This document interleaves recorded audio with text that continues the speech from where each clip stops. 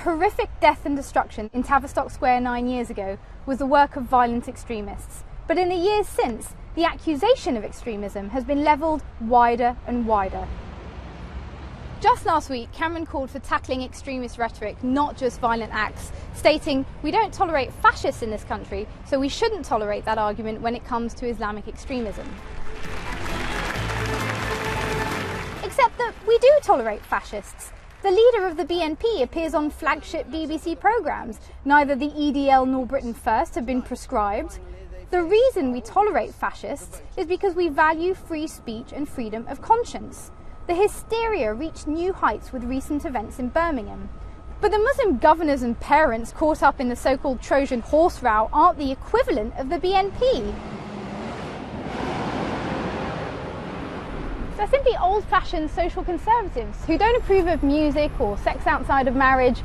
You don't have to agree with them, of course, but you can't call them extreme in the sense of a threat to national security.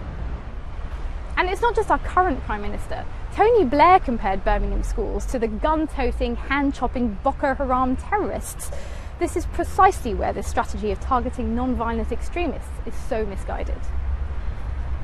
If opposing gay marriage makes you an un-British extremist, then there are plenty of Anglicans, Roman Catholics, Jews and even non-believers who could be lumped into that definition, starting with the Archbishop of Canterbury.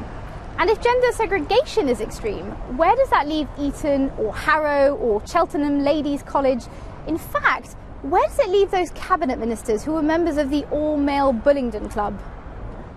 And no, it isn't extremist to use halal meat in Pizza Express, nor is it extremist to wear a headscarf or any other form of conservative dress per se, or to pray in the mosque 5 times a day.